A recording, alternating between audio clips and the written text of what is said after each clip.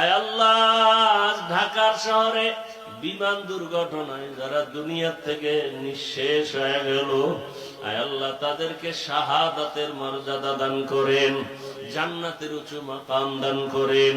তার মা বাবা হাল পরিবারে যারা আছে সবাইকে সাবিরিনদের অন্তর্ভুক্ত করে দেন। পরিবারে এই সন্তানগুলো যারা হারাইলো এর বিনিময়ে উত্তম নিয়ামত দান করেন। আয় আল্লাহ সবাইকে উত্তম নিয়ামত দান করেন, উত্তম নিয়ামত দান করেন। আয় আল্লাহ আমার কলিজার প্রত্যেকটা যুবকের দিনদার বানায়া দেন, 5 ওয়াক্ত নামাজি বানায়া দেন, নামাজ কাজা হওয়া থেকে হেফাজত করেন।